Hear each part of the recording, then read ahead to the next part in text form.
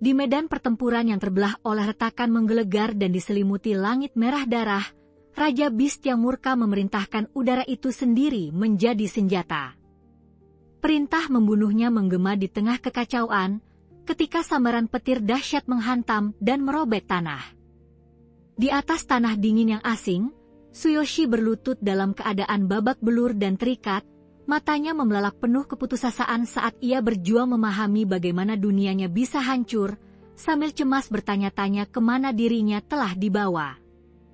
Di jantung tanah suci kaum Beastfolk, pemimpin orc yang garang mengangkat senjatanya tinggi-tinggi, tatapan murkanya tertuju pada penyusup manusia pertama dalam hitungan abad, sambil menggelegar menyatakan bahwa hukuman ilahi kini akan menimpa orang luar yang berani-berani menginjakan kaki di wilayah terlarang itu.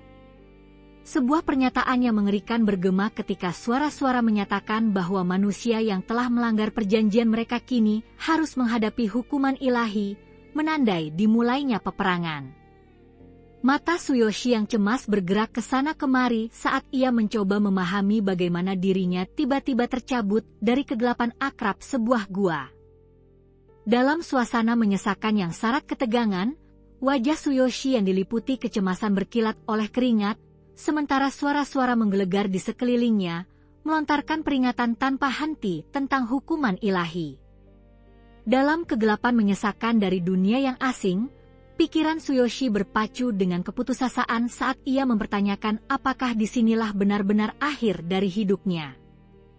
Pada malam yang tenang di bawah langit sunyi bertabur bintang, bulan purnama memancarkan cahaya pucat di tepi sebuah bangunan, ketika waktu meluncur kembali ke 5 jam sebelumnya. Pada malam yang tenang diterangi cahaya neon, rekan Tsuyoshi mendekati food truck, langkahnya mantap sembari memberi perintah agar mendesak agar ia segera menghabiskan makanannya.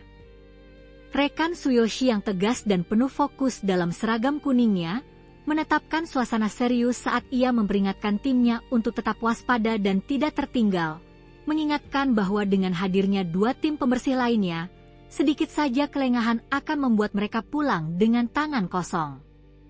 Di pinggiran pintu masuk Dungeon yang ramai, Tsuyoshi duduk santai sambil memegang semangkuk mie, rasa penasarannya terusik saat ia bertanya-tanya dengan lantang tentang kerumunan tak biasa yang berkumpul hanya untuk sebuah gua peringkat C.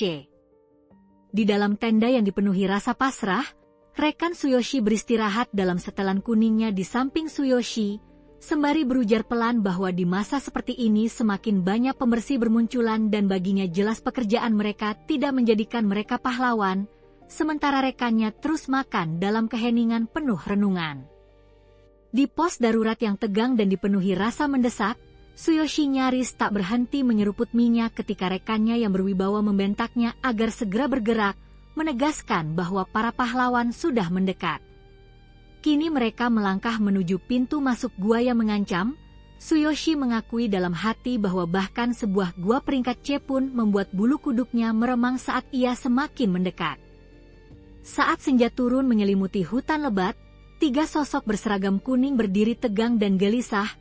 Udara dipenuhi rasa cemas ketika salah satu dari mereka berujar pelan bahwa jika gua peringkat C saja terasa semengerikan ini, membayangkan menghadapi gua peringkat A atau S tentu jauh lebih menakutkan. Jauh di dalam terowongan bercahaya, Tsuyoshi memimpin rekan-rekannya yang waspada untuk maju. Suaranya terdengar tegang saat ia menyinggung betapa anehnya jumlah darkling yang begitu sedikit. Kilatan kecurigaan tampak di matanya sementara senjata mereka berkilau dalam cahaya yang tak menentu. Diselimuti cahaya dunia lain yang bercahaya, kaki berzirah melangkah turun dengan tekad kuat, menggetarkan udara dengan ketegangan saat ia bersiap mengambil langkahnya. Dengan latar cahaya ganjil dari sebuah portal magis, 2 sosok berzirah saling bertukar kata dengan para pembersih yang tampak lelah dalam setelan kuning. Para pahlawan membual tentang hadiah mudah yang mereka dapatkan, sementara seseorang mengakui rasa iri terhadap para pahlawan, dan pembersih di sampingnya mengingatkannya, dengan nada sinis, bahwa kegagalannya dalam tes kebangkitanlah yang membuatnya berakhir di pekerjaan ini. Di luar pintu masuk megah itu, seorang pembersih, dengan rasa terima kasih yang jelas terlihat, mengucapkan terima kasih kepada perempuan berzirah yang penuh percaya diri dan bertanya apakah mereka boleh masuk. Perempuan itu pun menjawab dengan izin yang penuh hormat, akhirnya memperbolehkan mereka melangkah masuk. Sambil menatap ke arah para pahlawan, Tsuyoshi memperkenalkan dirinya dengan nada waspada, sembari merenungkan bagaimana para pahlawan baru saja menaklukkan para Darkling di dalam gua. Dalam cahaya ganjil dari portal yang berputar, dua pembersih berseragam pelindung bersiap melangkah masuk. Pemimpin mereka menjelaskan dengan keteguhan yang tenang bahwa sebagai para Trash Collector, sebutan orang, tugas mereka hanyalah mengumpulkan apa yang ditinggalkan para pahlawan, sambil menegaskan dengan tegas bahwa mereka sama sekali tidak memiliki kaitan dengan sosok-sosok legendaris yang diagungkan itu. Diselimuti cahaya aura tekad, Tsuyoshi berdiri sambil menggenggam senjata besarnya. Pikirannya tenggelam ke dalam diri saat ia merenungkan bahwa meskipun para pembersih dan pahlawan hidup di dunia yang berbeda, kegagalan kebangkitannya sendiri, yang disebabkan oleh keterbatasan fisiknya, takkan pernah mampu memadamkan kerinduannya untuk menjadi seorang pahlawan. Di tengah cahaya biru menyeramkan dari gua peringkat C yang telah runtuh, para penjelajah berzirah berdiri waspada ketika instruksi mendesak memerintahkan mereka untuk bekerja cepat, segera berkumpul, dan mengingat bahwa gua tersebut akan tertutup hanya dalam waktu 4 jam. Saat Tsuyoshi menggali puing-puing yang berserakan, tangan bersarungnya tiba-tiba terhenti ketika ia berseru kaget kepada yang lain bahwa ia telah menemukan sesuatu yang tersembunyi di bawah reruntuhan, menarik tatapan waspada rekannya ke arah reruntuhan itu. Di tengah sisa-sisa medan pertempuran yang terlupakan dan hancur berserakan, tangan Tsuyoshi terulur penuh rasa ingin tahu saat ia menemukan sebuah pecahan perisai bercahaya yang terselip di antara reruntuhan. Melihat kilau yang menandakan nilai berharga, rekannya berujar dengan penuh harapan bahwa temuan seperti itu bisa mendatangkan keberuntungan, sambil menambahkan bahwa mungkin orang tuanya sedang mengawasinya dari atas, sementara ia terus menggali dengan penuh tekad. Di kedalaman gua luas yang diselimuti bayangan, Tsuyoshi menyesuaikan helmnya dengan tekad baja, menyatakan niatnya untuk melanjutkan pencarian sambil mengingatkan rekannya bahwa mereka akan berkumpul kembali dalam waktu 3,5 jam. Beberapa jam kemudian, dengan raut frustrasi terpahat di wajahnya, Tsuyoshi mengais reruntuhan dan mengakui dalam hati bahwa meskipun ia berharap banyak, hanya satu pecahan perisai yang berhasil ditemukan, membuatnya semakin gelisah terhadap nasib mereka. Di hamparan berbatu yang terjal, genggaman Tsuyoshi pada helmnya mengencang seiring ketegangan yang memuncak, tekad cemas terpancar jelas saat ia menjawab bahwa dirinya hampir siap setelah mendengar pengingat mendesak untuk segera berkumpul. Masih berlutut di atas bebatuan yang tak rata, ia melirik cemas ke benda bercahaya di tangannya, mengakui dalam hati bahwa temuan seadanya ini bahkan tak akan cukup untuk menutupi biaya pengobatan Karina selama 1 hari, dan bahwa ia harus bergerak cepat untuk menemukan solusi yang lebih baik. Di jantung reruntuhan yang rapuh dan terselubung bayangan, Tsuyoshi berlutut di samping sebuah sumur misterius, matanya berbinar penuh kegembiraan saat ia merasakan janji harta tersembunyi di bawah sana. Di jantung reruntuhan yang rapuh dan terselubung bayangan, Tsuyoshi berlutut di samping sebuah sumur misterius. Matanya berbinar penuh kegembiraan saat ia merasakan harta tersembunyi di bawah sana. Tsuyoshi berlutut di samping sebuah sumur yang telah mengering, raut terkejut sekilas tampak di wajahnya saat ia bertanya-tanya dengan lantang mengapa ada gua seperti itu ada di tempat ini, sambil berspekulasi bahwa mungkin ada sesuatu yang berharga tersembunyi di dalam kedalamannya. Tsuyoshi membungkuk di atas sumur, matanya menyala penuh tekad saat ia berpikir bahwa menemukan perlengkapan yang masih utuh di sini bisa berarti tambahan harapan selama 1 minggu lagi untuk biaya pengobatan Karina. Dari tanah yang diselimuti bayangan, sebuah tangan kerangka memancarkan sebuah cahaya, jari-jarinya yang kuno menggunakan sebuah cincin bercahaya yang misterius. Di kedalaman gelap sebuah sumur sempit, Tsuyoshi menuruni dinding batu yang licin dengan hati-hati. Rasa gelisahnya kian tajam ketika ia menemukan sesosok mayat tersembunyi di dasar, sebuah rahasia kelam yang terlewatkan oleh para pahlawan dan yang ia harap akan tetap tak terusik. Tsuyoshi mengangkat cincin sihir bercahaya itu dengan penuh kemenangan. Kegembiraannya meluap saat ia merayakan temuan langka tersebut dan dengan antusias menyatakan bahwa perlengkapan seperti itu bukan hanya meningkatkan status, tetapi juga menjanjikan kekayaan besar jika dijual. Masih larut dalam euforia kemenangannya, Tsuyoshi menyelipkan artefak bercahaya itu ke jarinya, sambil bergumam bahwa untuk sementara ia akan memakainya dan meminta Tuan Nakazato menilai kekuatannya nanti. Namun ketika rasa mendesak mendorongnya untuk segera berkumpul kembali dan ia cepat-cepat mengucap syukur kepada para leluhur, cincin itu tiba-tiba menyala hidup. Tulisan digital berputar di hadapan matanya yang terkejut, mengumumkan bahwa cincin tanpa batas telah mengikatkan diri padanya untuk selamanya dan sebuah jalur misterius akan segera terbuka. Tsuyoshi memasang sikap waspada, menatap terpaku dengan mata terbelalak pada sebuah bola emas misterius yang berdenyut memancarkan cahaya. Keterkejutannya kian mendalam saat ia bertanya-tanya dengan lantang, suara siapakah yang barusan menggema di udara asing yang penuh ketegangan itu. Tiba-tiba, dari dalam pusaran energi yang berputar, sosok bercahaya itu berteriak putus asa meminta bantuan Tsuyoshi. Permohonan mendesak tersebut membelah ruang reruntuhan dan semakin mencengkeram perasaan tertekan yang menyelimutinya. Di dalam reruntuhan yang diselimuti bayangan, sekelompok prajurit berseragam pelindung berkumpul dengan kegelisahan yang tegang. Tatapan cemas dan bisikan mereka mengungkapkan bahwa Tsuyoshi, yang beberapa saat lalu masih berada di sana, kini telah menghilang. Seseorang menduga ia pergi mencari di tempat lain, sementara yang lain, dengan nada penyesalan, berkomentar tentang kegigihan bocah itu meski tak mampu menjadi pahlawan, lalu mengimbau yang lain untuk menunggu karena waktu masih tersisa. Dengan latar cahaya yang menyilaukan, Tsuyoshi terjun jatuh ke bawah dengan tangan terentang, jeritan putus asanya menggema seiring perjuangan paniknya melawan kekuatannya menyeretnya ke dalam jurang. Saat gema jeritan Tsuyoshi memudar ke dalam kegelapan, sebuah pikiran tunggal muncul di kehampaan, menandai saat ia kembali sadar.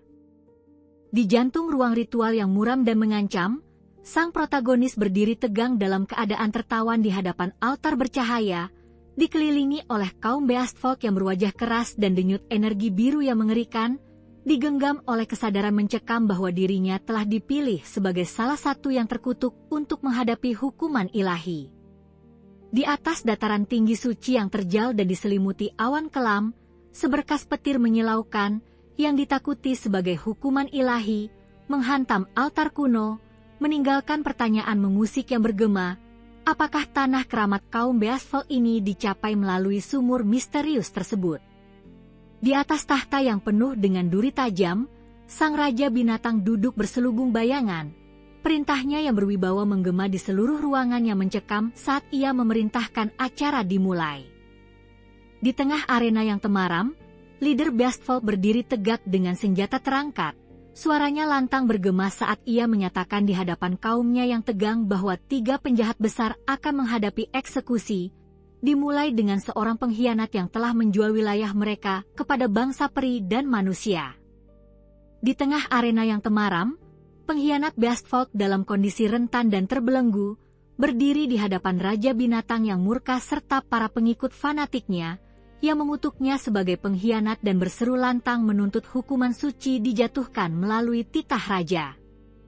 Beastfolk yang ganas menghempaskan si pengkhianat, yang tak berdaya dan terbelenggu, ke tanah, seraya mengumumkan dengan wibawa yang mengerikan bahwa korbannya kini akan menghadapi hukuman suci. Di dalam altar yang diselimuti badai dan berderak dengan energi ilahi, si pengkhianat menggeliat kesakitan, sementara sebuah suara menyatakan bahwa tak ada seorang pun yang pernah lolos dari domain hukuman suci yang kejam. Di dalam ruangan yang pekat akan bayang-bayang dan kental dengan rasa ngeri, terdengar menggelegarkan perintah mereka yang tanpa ampun untuk menjatuhkan hukuman suci kepada sang pengkhianat. Di jantung tempat suci kuno kaum Beastfolk, sang raja binatang mengangkat senjata besarnya dan, dengan mata yang menyala penuh amarah, menyatakan bahwa hukuman suci serta murka rakyatnya akan menimpa manusia penyusup tunggal yang telah melanggar tanah suci mereka, seraya menyatakan tindakan ini sebagai pernyataan perang terhadap perjanjian kuno mereka. Dalam cengkeraman tangan raksasa Beastfolk, Tsuyoshi bergelantungan tak berdaya di atas tanah. Permohonan ampun yang putus asa terlontar dari mulutnya saat ia bersikeras bahwa itu semua hanyalah kesalahpahaman dan memohon untuk dibiarkan hidup demi saudara perempuannya yang sedang menunggu. Ketegangan yang memuncak, cengkeraman Beastfolk semakin erat pada Tsuyoshi saat ia melontarkan perintah yang penuh amarah, mempertegas bahwa ia tidak akan mentoleransi perlawanan lebih lanjut. Mata Tsuyoshi yang menderita berkilat penuh keputusasaan saat ia berjuang keras untuk tetap hidup, menolak menerima bahwa perjalanannya harus berakhir di sini. Tsuyoshi berjuang di atas tanah yang hangus, dengan keringat dan debu yang mengotori wajahnya saat ia berpegang teguh dengan putus asa pada harapan bahwa Karina dan mimpinya untuk menjadi pahlawan mungkin masih bisa memberinya kekuatan untuk bertahan melewati rintangan yang mustahil ini. Para Beastfolk amarahnya meledak saat mereka mengutuk manusia-manusia rendahan tersebut dan menyatakan bahwa tidak ada yang bisa menentang kekuatan kaum Beastfolk tanpa hangus menjadi abu oleh hukuman suci. Tsuyoshi, yang babak belur dan putus asa, menolak untuk menyerah. Pikirannya menjerit bahwa ia tidak boleh mati di tempat seperti ini bahkan saat hukuman yang menghanguskan itu menghantam dirinya.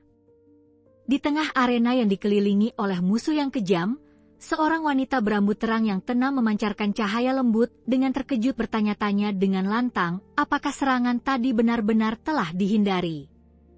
Dibalut cahaya lembut, wanita muda dengan rambut oranye yang mencolok itu menatap ke depan dalam renungan bisu. Matanya yang terbelalak membocorkan sebuah kesadaran mendadak yang tak terucapkan. Di bawah bayang-bayang tahta megah yang temaram, sang raja binatang tertegun tak percaya saat ketenangan Tsuyoshi dalam menentangnya membuat sang raja takjub akan kemustahilan bahwa ia bisa selamat dari hukuman suci. Tiba-tiba, ketegangan itu pecah saat Tsuyoshi yang terluka menatap tajam ke arah raja binatang yang menjulang tinggi, seraya menyatakan dengan penolakan yang keras bahwa ia tidak akan membiarkan ini menjadi perlawanan terakhirnya. Sesaat kemudian, saat penolakan Tsuyoshi menggema di udara yang syarat ketegangan, sekelebat petir yang menghanguskan menyambar dirinya, membanjiri tubuhnya dengan rasa sakit yang luar biasa saat ia menjerit tak percaya atas kekuatan mustahil yang menghantamnya. Di tengah badai yang berkecamuk, Beastfolk berdiri penuh kemenangan. Tawa mengejeknya menggema saat ia membual dengan penuh percaya diri bahwa kilat hukuman suci akan menyambar kembali, dengan api penolakan yang berkobar di matanya. Saat pengumuman hukuman suci yang menggelegar berkumandang, para prajuritnya merangsek maju dengan senjata berduri yang terangkat, sementara wanita di belakangnya dianggap remeh dan tidak berdaya di hadapan kekuatan mereka yang luar biasa. Hancur oleh serangan yang tak terbendung dan keputusasaannya yang kian memuncak, Tsuyoshi mengulurkan tangan yang gemetar ke arah cincin emas yang bercahaya, seraya menegaskan dalam hati melalui gerit giginya bahwa ia menolak untuk binasa pada saat ini. Saat jari-jarinya yang terulur menyentuh Boundless Ring, sebuah antarmuka bercahaya muncul secara mendadak di tengah kegelapan, mengumumkan aktivasi Divine Selection System dengan kehadiran yang terasa berasal dari dunia lain. Sebagai tanggapan, sistem yang bersinar itu menyelimuti Tsuyoshi saat mengonfirmasi autentikasi penuh, memicu aliran energi dahsyat yang mulai memperbaiki tubuhnya dan membangun fisik terkuat. Saat gelombang energi berdenyut di sekujur Tsuyoshi, mata tajam Beast King menajam karena rasa ingin tahu saat ia merasakan sesuatu yang tak terduga. Fokusnya menyempit di tengah ketegangan yang masih menyelimuti. Di tengah kegelapan yang dilanda badai, siluet Tsuyoshi bertahan dari sambaran petir yang menghanguskan saat Beastfolk menatap dengan rasa tidak percaya yang mendalam, nyaris tidak mampu memahami bahwa musuhnya itu mungkin masih hidup. Siluet Tsuyoshi tampak rentan saat gelombang energi petir yang berderak menghantam dirinya, memenuhi udara dengan firasat buruk dari kekuatan yang luar biasa. Para Beastfolk yang berotot berdiri di samping seorang wanita bertelinga kucing terkejut melihat Tsuyoshi masih bisa berdiri. Sesaat kemudian, kilat yang membutakan menyambar dirinya, Energi listrik bergejolak di sekujur tubuhnya saat rasa sakit melilit wajahnya dan udara berderak dengan intensitas dramatis yang luar biasa. Di sebuah alam di mana glif digital berkilauan di sepanjang kehampaan, proses misterius pembentukan fisik pamungkas terungkap saat sebuah kekuatan tak kasat mata mulai memindai keahlian Divine Eye yang legendaris, sementara sebuah sensasi aneh memanggil dari kedalaman antarmuka tersebut. Tsuyoshi menghentakkan kakinya ke tanah, membuat energi listrik berderak di udara seiring ketegangan yang kian memuncak pada setiap gerakan yang bermuatan daya tersebut. Di tengah lonjakan energi listrik yang berderak, Tsuyoshi berdiri di tengah arena, tubuhnya bertransformasi dengan intensitas yang mengagumkan saat para penonton yang terpana menyadari bahwa ia sedang menempa visi pamungkas dan mengaktifkan kekuatan yang nyaris tidak dapat mereka pahami. Leader Beast Folk yang perkasa berdiri terpaku karena terkejut, ketegangan terukir di wajahnya saat ia menyadari bahwa fisik pamungkas itu hampir sempurna, sebuah pencapaian yang ia yakini hanya bisa didekati oleh Raja Ilahi sendiri, memaksanya untuk mengakui dengan rasa tidak percaya bahwa tidak ada seorang pun yang pernah sedekat ini untuk menguasai Hammer of the Divine King. Petir berderak di udara yang redup saat Tsuyoshi dengan otot-otot yang menegang penuh tekad meraih Hammer of the Divine King yang legendaris, dan menuntut penjelasan apakah Hammer of the Divine King adalah sosok yang telah memanggilnya dan mendesak alasan di balik pemanggilan tersebut. Selesainya pembentukan fisik pamungkas menandai titik balik yang menentukan saat sistem memulai aktivasi takdir dari status Sang Terpilih, Chosen One. Tiba-tiba, energi listrik berderak di sekitar Tsuyoshi saat ia melepaskan lonjakan kekuatan yang dahsyat, teriakan kesakitannya menggema di seluruh ruangan. Dalam lonjakan energi listrik yang dahsyat, dua kaum Beast Folk yang terperangah menyaksikan sebuah palu bercahaya yang terpanggil oleh titah yang lebih tinggi, terwujud di atas tangan yang terulur, memancarkan cahaya yang sangat terang ke seluruh medan perang. Kepalan tangan Tsuyoshi menggenggam erat gagang yang memercikan listrik, tekadnya tak tergoyahkan saat ia bersumpah dalam hati untuk terus maju. Tiba-tiba, saat senjata itu berderak dengan kilat biru yang membutakan, ia melepaskan lonjakan kekuatan yang dahsyat, meneriakkan perintahnya dengan tekad yang tak tergoyahkan. Di atas layar digital yang bersinar dengan harapan, keheningan penuh antisipasi menyelimuti saat sistem mengungkapkan bahwa sebuah senjata baru, Divine Hammer, telah diperoleh, meski potensi sejatinya masih terkunci di balik kebutuhan akan kekuatan yang lebih besar. Di tengah keheningan yang tak percaya, Neko-chan berdiri terpaku, matanya yang terbelalak tertuju pada pemandangan yang mustahil itu, saat ia berjuang untuk mencerna fakta bahwa seorang manusia biasa baru saja mengangkat palu ilahi tersebut. Mata pemimpin Beast Folk berkobar karena terkejut saat seorang manusia berani mengangkat palu ilahi. Dengan suara yang gemetar karena amarah, ia bersikeras bahwa pencapaian seperti itu mustahil dan bersumpah bahwa tidak boleh ada manusia fana yang diizinkan menyentuh relik suci mereka. Ketegangan berderak di udara saat sang pemimpin tersentak karena terkejut, berjuang untuk memahami bagaimana seorang manusia biasa bisa mencapai pencapaian mustahil dengan mengangkat Divine Hammer yang legendaris, sebuah kehormatan yang bahkan gagal diraih oleh Raja Binatang yang termasyhur. Sembari mendesak orang-orang di sekitarnya bahwa hasil seperti itu pastilah sebuah kesalahan, karena hanya sosok terpilih untuk memimpin kaum Beastmen lah yang seharusnya menggunakan kekuatan tersebut.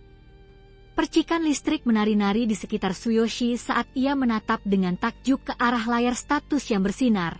Pikirannya berpacu saat ia menyadari bahwa dirinya telah mencapai level 3 dan bertanya-tanya dengan penuh keheranan apakah ini adalah Divine Selection System legendaris yang tengah memberinya kekuatan. Tiba-tiba, Divine Hammer berkobar dengan energi dalam genggaman Tsuyoshi, memicu pemimpin Beast Folk yang murka untuk menerjangnya sembari meraung bahwa tidak ada manusia yang boleh berani menodai senjata suci tersebut. Di tengah pertemuan yang tegang, beberapa kaum Beastmen yang perkasa dengan ekspresi garang memohon dengan putus asa kepada jenderal besar mereka, Ryuga. Mereka bersikeras bahwa hanya dialah yang bisa menghentikan keangkuhan manusia itu dan mendesaknya untuk membantu memulihkan harga diri kaum Beastmen. Mata Jenderal Besar Ryouga yang garang berkobar dengan amarah saat ia menuntut pengembalian Divine Hammer, memperingatkan bahwa tidak ada tipu muslihat yang dapat menyelamatkan penggunanya dari hukuman yang telah menanti. Dibasuh oleh cahaya surgawi, Tsuyoshi menatap ke atas dengan takjub saat sebuah notifikasi yang bersinar mengumumkan aktivasi keterampilan pasif Divine Eye, membuat Tsuyoshi terkagum-kagum dengan kemampuan barunya yang baru saja ditemukan. Tsuyoshi menatap dengan takjub saat rahasia pemimpin Beast Folk yang perkasa itu terungkap di depan matanya. Ia menyadari dengan penuh keheranan bahwa kini ia bisa melihat informasi lawannya, sebuah wahyu yang membuatnya bertanya-tanya apakah ini adalah fitur tersembunyi lainnya dari sistem misterius tersebut.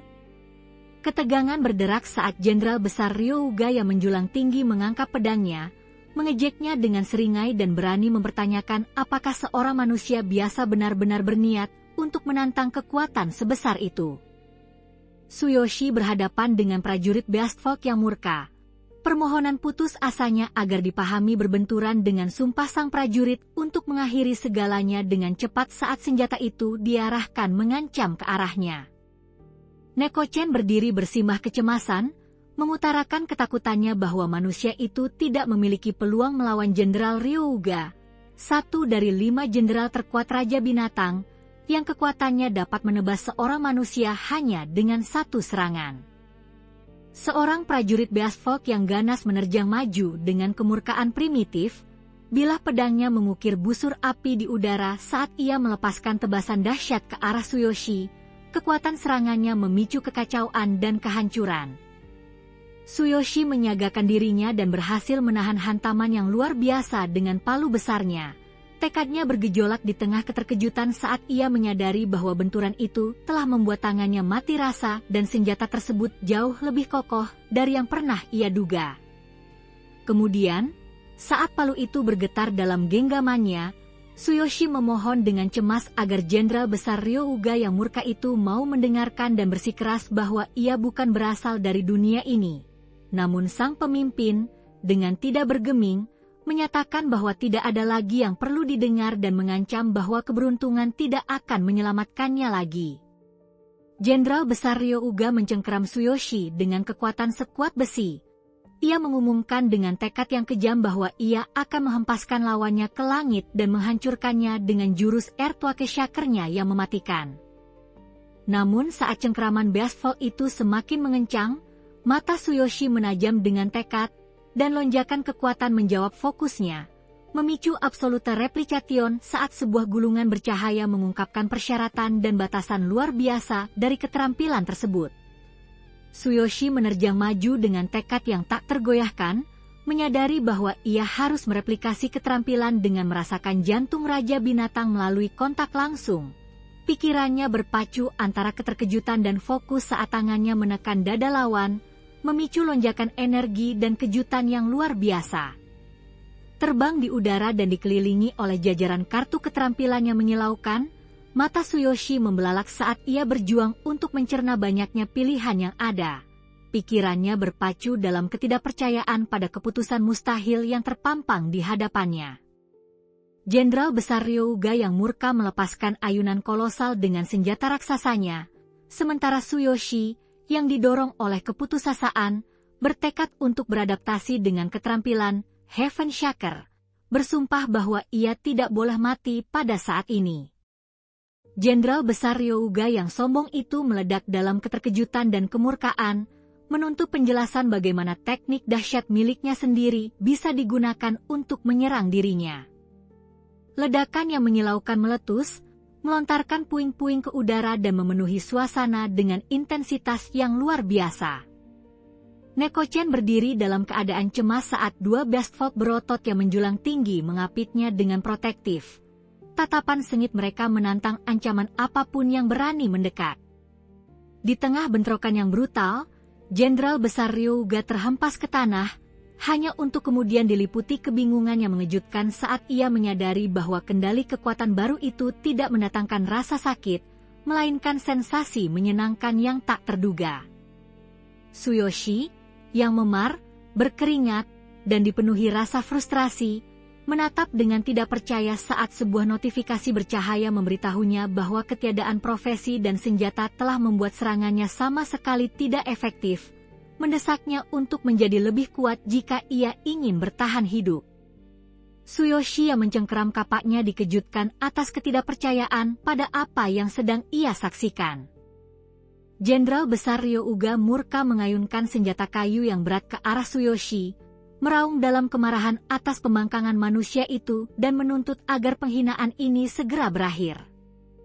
Di bawah bayang-bayang Beast Fog yang menjulang tinggi, urgensi yang mencekam menyengat udara saat teriakan meledak, mengumumkan bahwa sang Raja Binatang yang tangguh telah tiba dan akan segera turun tangan, membuat Nekochen merasa cemas oleh pengumuman tersebut. Sebuah ledakan dahsyat yang mengguncang bumi terbentuk saat sang Raja Binatang datang ke area pertempuran. Tekadnya membara sama hebatnya dengan kehancuran yang dibuatnya. Saat asap perlahan menipis dan serpihan-serpihan bercahaya menghujani sekeliling, Raja Binatang itu berlutut di tanah berbatu, tekad terukir di wajahnya. Nekochen berdiri mematung di antara para Beast Folk yang terpana saat sang Raja Binatang yang perkasa tiba-tiba berlutut. Keterkejutannya mencerminkan ketidakpercayaannya menjalar ke seluruh kerumunan. Tsuyoshi berdiri terpaku saat Raja Beast Folk meletakkan tangan di bahunya, menegaskan dengan rasa kagum bahwa terpilihnya ia oleh Divine Hammer pastilah sebuah pertanda dari para dewa. Sang Raja Binatang yang bangga, dengan mata merah yang berkilauan dan telinga layaknya hewan, menghadap sang protagonis dengan kepastian yang mendalam saat ia mengumumkan bahwa setelah berabad-abad lamanya, dialah orang pertama yang terpilih oleh palu legendaris tersebut. Sang Raja Binatang mengangkat tangan yang berwibawa ke arah kerumunan yang terpana, mengumumkan dengan penuh hormat bahwa meski tak satu pun dari kaum mereka yang pernah mengangkat Divine Hammer yang legendaris, manusia bernama Tsuyoshi baru saja mencapai hal yang mustahil, membuat kaumnya yang skeptis sekalipun terdiam dalam ketidakpercayaan. Sekelompok Beast Folk yang tangguh berdiri tak bergerak. Antisipasi mereka yang membisu membuat suasana yang sudah tegang terasa semakin pekat.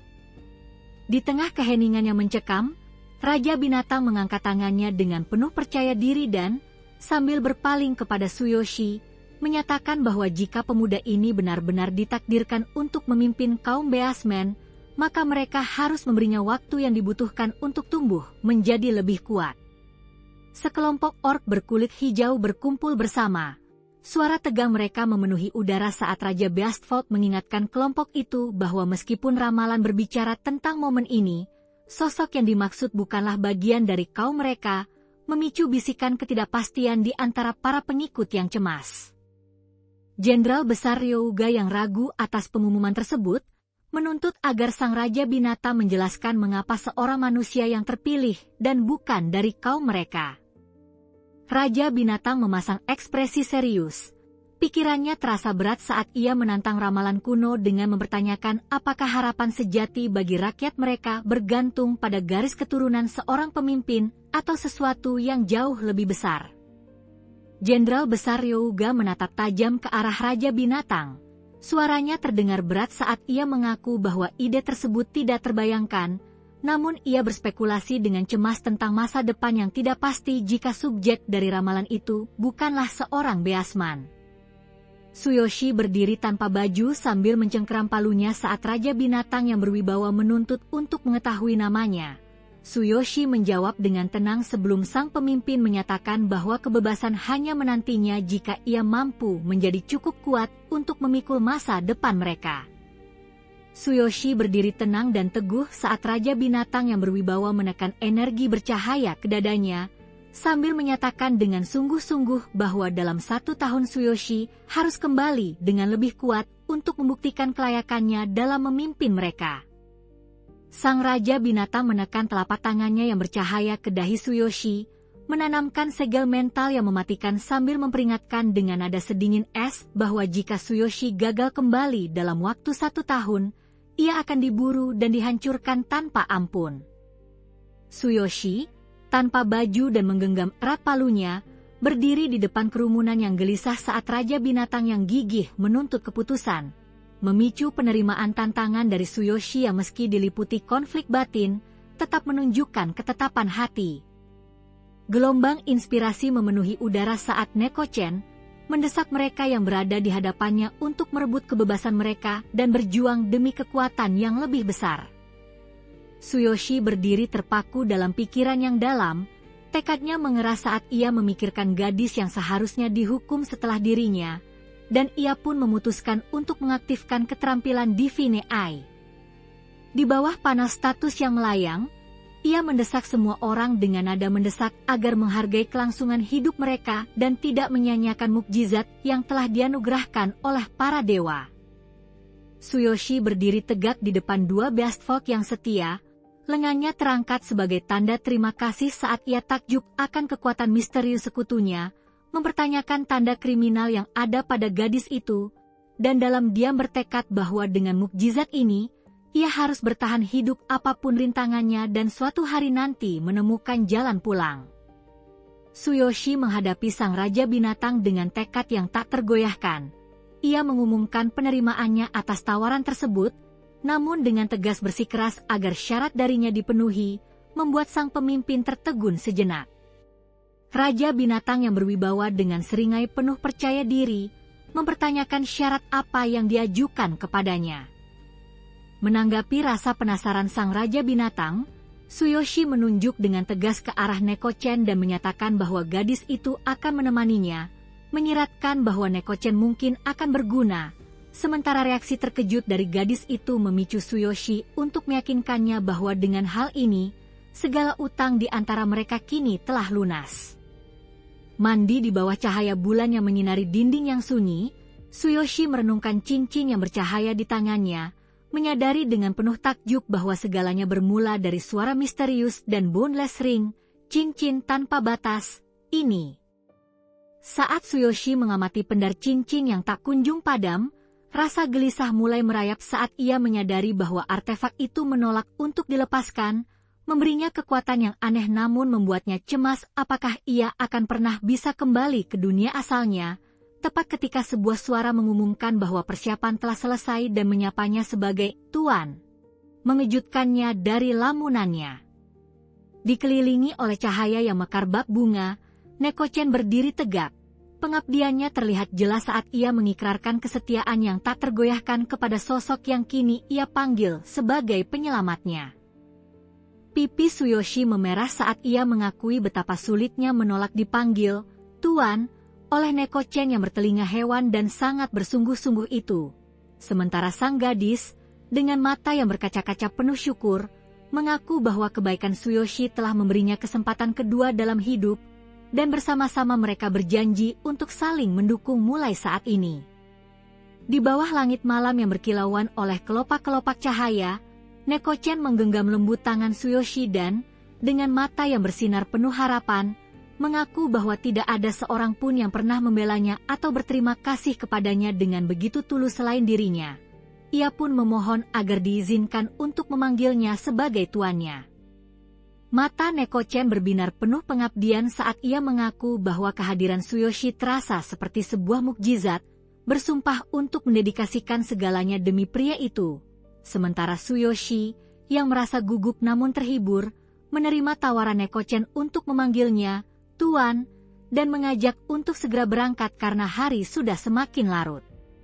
Di koridor yang gelap, Nekochen bergerak maju dengan presisi yang waspada, memperingatkan Tsuyoshi dengan suara pelan agar memperhatikan langkahnya saat ia mengikuti dari belakang, tetap siaga terhadap setiap detail yang mencurigakan.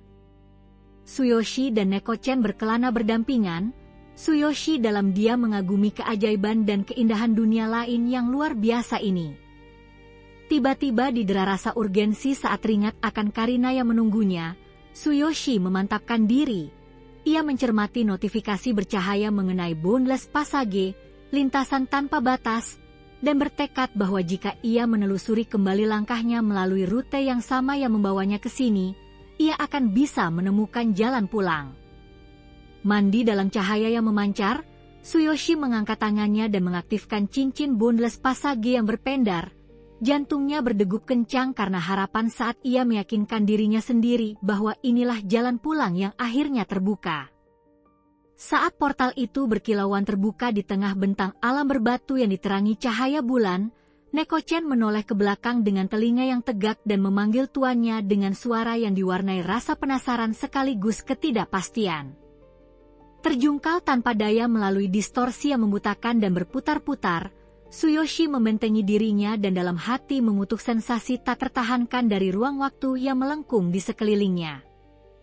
Kini terkapar di dalam dekapan tajam sebuah gua berbatu, ia mengerjap dalam ketidakpercayaan dan kelelahan, nyaris tak berani berharap saat ia bertanya-tanya dengan suara lirih, apakah ia benar-benar telah kembali. Tsuyoshi berdiri dengan takjub di dalam ruangan yang sunyi. Ia bertepuk tangan dengan kegembiraan yang meluap-luap saat menyadari dengan antusiasme kemenangan bahwa kemampuan luar biasa yang ia dapatkan di dunia lain tetap bersamanya. Tsuyoshi mencermati level dan inventarisnya. Rasa ingin tahunya menajam saat ia mempertanyakan mengapa Divine Hammer masih tertinggal di sana, hanya untuk disambut oleh notifikasi sunyi yang menjelaskan bahwa meskipun statistik miliknya terbagi di antara kedua dunia, barang-barang memerlukan penempatan khusus untuk dapat berpindah melintasi dimensi. Jarinya menekan dagu saat ia merasa takjub membayangkan bagaimana pembagian level antar dunia dan akses ke Divine Hammer dari inventaris kesadaran ilahinya dapat memberinya potensi baru yang mencengangkan dengan levelnya saat ini. Tiba-tiba, suara-suara mendesak menggema dari lubang gua berbatu di atas saat 3 sosok berpakaian pelindung meneriakkan peringatan agar semua orang segera mengosongkan tempat sebelum pintu masuk tersegel. Mereka menuntut penjelasan mengapa Tsuyoshi tetap berada di dalam meskipun ada bahaya, dan mempertanyakan bagaimana mungkin ia bisa bertahan di sana selama berjam-jam.